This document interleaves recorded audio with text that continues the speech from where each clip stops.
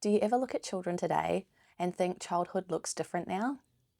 I know I do, and I don't necessarily mean that in a bad way. The world has changed, families have changed, technology has changed, and naturally, childhood has changed along with it.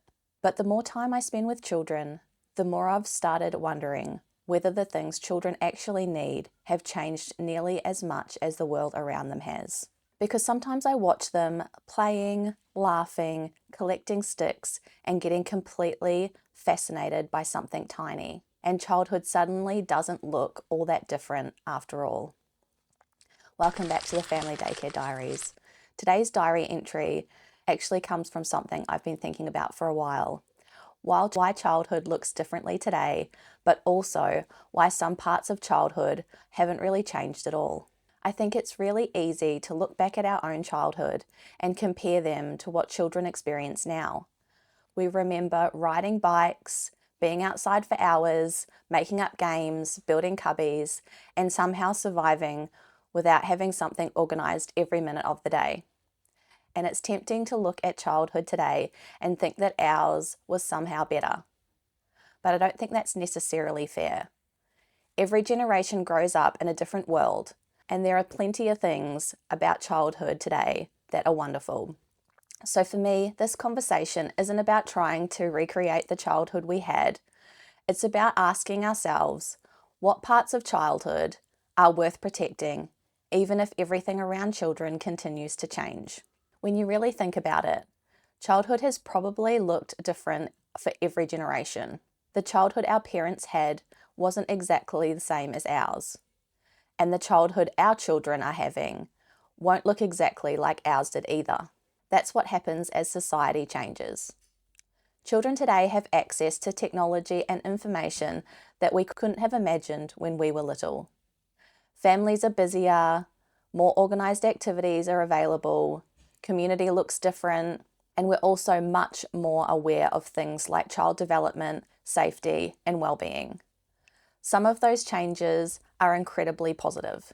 So I don't want this conversation to become one of those back in my day conversations, because I don't think that's helpful.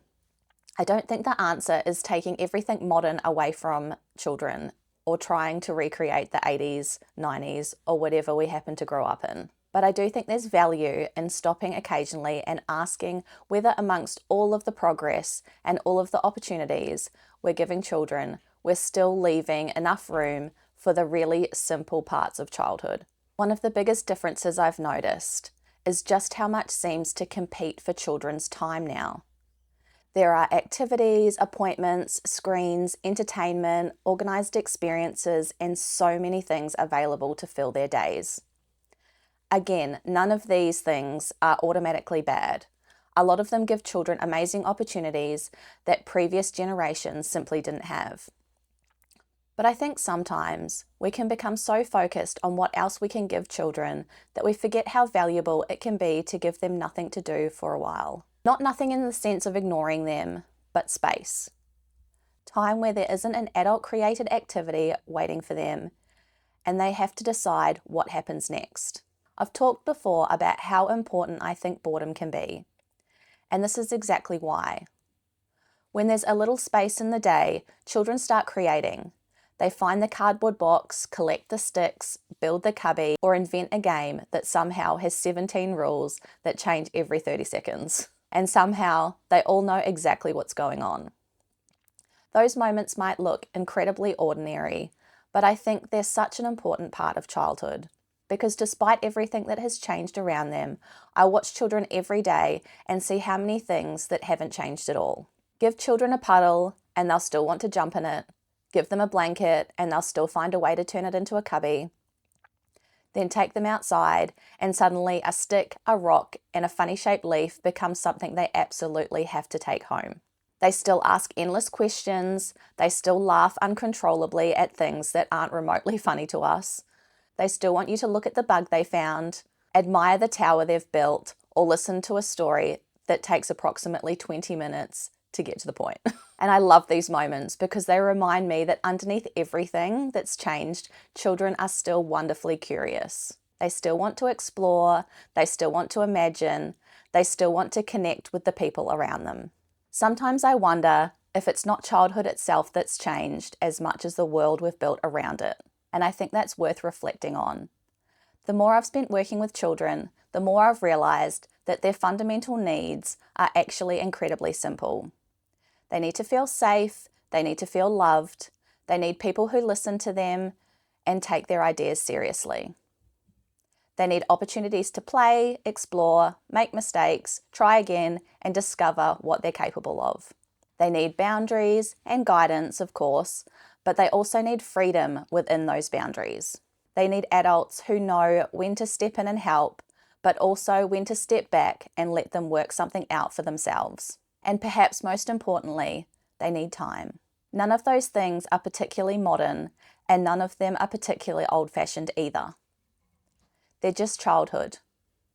The toys might change, the technology will definitely change. The places children grow up and the opportunities available to them will continue to change. But I don't think a child's need for connection, play, curiosity, and belonging is going anywhere. I think working in family daycare has made me notice this even more, because I get to see so many of those ordinary childhood moments unfold throughout the day. We can go somewhere exciting on an excursion, and sometimes the thing the children become most fascinated by isn't what we went there to see. It's a bird on the ground, an interesting stick, a puddle, or something completely random they've discovered along the way. And I think that's such a good reminder for me as an educator. I might have an idea in my head about what the experience is going to be, but children don't necessarily experience the world the way I expect them to.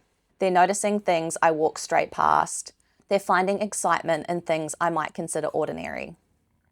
Sometimes the best thing I can do is stop trying to move them towards what I thought was important and instead crouch down beside them and see what they're seeing. Those are often my favourite moments because they're a reminder that childhood doesn't need us to manufacture magic all the time. Children are incredibly good at finding it themselves. We just need to give them enough time and space to notice it. So when I think about the future and what childhood might look like in another 10, 20, or 50 years, I don't necessarily hope it looks exactly like mine did. I hope children get opportunities we couldn't even imagine. I hope we keep learning more about how to support them, understand them, and create a world where they can thrive. But I also hope childhood always has room for muddy feet, scraped knees, and big belly laughs. I hope there are always cubbies made from blankets, pockets full of sticks and rocks, made-up games with ridiculous rules, stories read together, and questions that seem to come one after the other. I hope children always have enough time to become completely absorbed in something without constantly being asked what's next.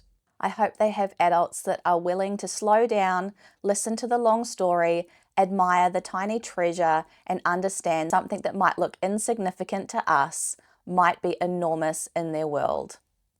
And more than anything, I hope children continue to have people around them who make them feel safe enough to explore, loved enough to be themselves, and important enough to know that their thoughts, feelings, and ideas matter. I don't think we need to fear childhood changing. Change is inevitable. And in so many ways, it's a good thing. Our job isn't to freeze childhood in the generation we remember or convince children that the way we grew up was somehow better. Maybe our job is simply to recognise the parts that were worth carrying forward. The curiosity, the imagination, the freedom to play, the relationships, the ordinary moments that don't look particularly important while they're happening, but somehow become the memories we carry for the rest of our lives. The world is going to keep changing, technology will keep changing, families and communities will keep changing, and childhood will probably continue to look different with every generation that comes along. But I hope children always have time to laugh until their tummy hurts, to get muddy, to ask 1,000 questions, to build cubbies, to discover things for themselves, to feel safe, to feel heard, to feel completely loved. Because childhood doesn't have to look the same as it did when we were growing up. But I hope it always feels like a childhood. Anyway, that's today's diary entry.